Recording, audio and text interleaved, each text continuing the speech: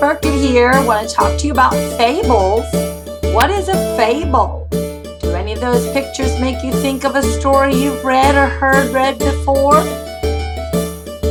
So a fable is a story that usually uses animals to teach a valuable life lesson or moral.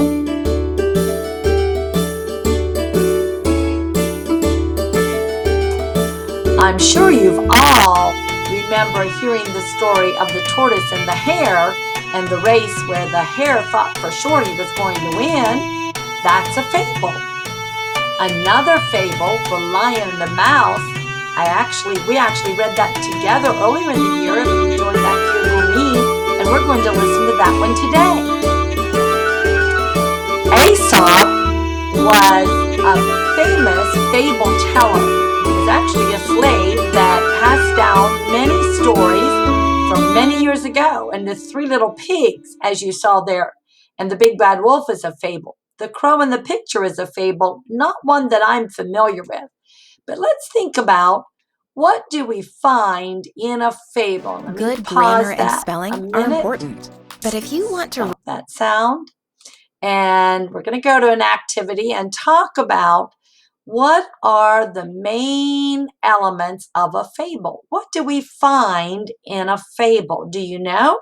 Based on that little introduction, we know that most fables have lots of animals that act like people, and that fables teach us a moral or a lesson, something that speaks to our heart and our life, something that we can learn to do differently, how to act, how to treat others, what choices to make. Fables usually have a hero and a villain, okay? Someone that comes to the rescue, that wins and comes out on top, and usually a villain, someone that's trying to be sneaky or sly or get away with something, trying to hurt someone. Fables also have a character that usually has some kind of weakness, okay? Something that they just have trouble with. And oftentimes the hero helps them come to a lesson about that weakness, or how to overcome it, or how to make a better choice. Most fables only have 2 or sometimes 3 characters, and all fables, like most stories, have a setting that is generally outside, okay? So the next thing I want to share with you is that fable that I shared earlier in the year, but maybe you've forgotten it. So let's sit back and listen and see if you can identify these things that we just talked about of what we find in a fable. And now for a read aloud of The Lion and the Mouse.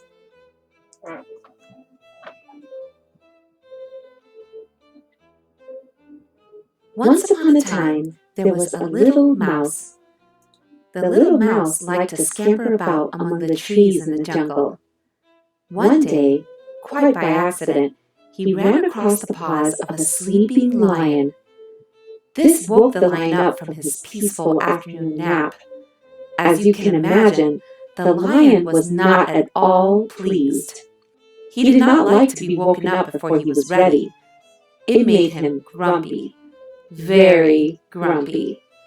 The lion opened one eye, then he opened the other eye.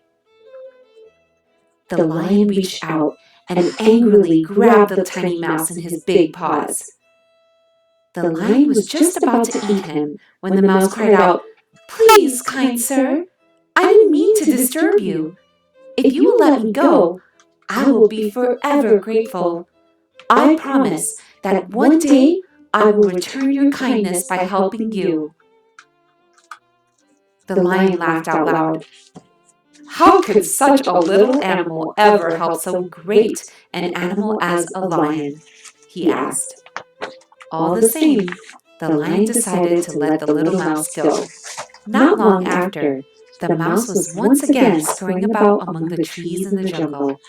Suddenly, the sound of a loud roar rose up into the air. The mouse shivered with fright and considered running in the opposite direction. However, the mouse bravely set off, to discover who or what had made such a loud noise. The mouse came upon a small clearing in the trees. There, he saw the very same lion trapped in a hunter's net made of ropes. The lion was roaring ferociously. He was also struggling to free himself from the tangled web of ropes.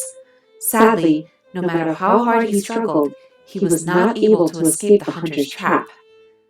Once again, the little mouse thought about running away. The lion's roars were so frightening, but he also remembered his promise to the lion. He had promised that if the lion let him go, he would return his kindness. He was a mouse who kept his promises. He thought very carefully and came up with a plan. He ran to the side of the great beast and began to gnaw on the ropes. He kept on gnawing and gnawing and gnawing with his sharp teeth. He gnawed until he could gnaw no more. At last, he made a hole in the net big enough for the lion to escape through.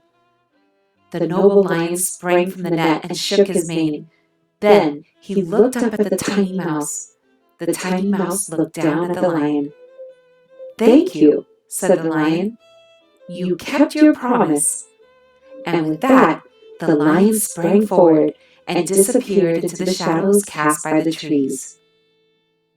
So the moral of the story is, friends who are little in size can still be great friends. Okay, boys and girls. So, can you identify in that story of the lion and the mouse how animals were acting like people? They came to each other's rescue. She gave us the lesson at the end. Even though we are little, we can still be a great and important friend. Who was the hero? Who was the villain? I don't know that there was an enemy. We thought maybe the lion was not going to be such a villain, but for sure the little mouse was the hero in saving the lion after he had saved him. The character with the weakness perhaps was the lion, right? And then there was only those two characters in this story, and for sure it took place outside. So now I hope you know a little bit more about fables, and the stories we're going to read this week are fables.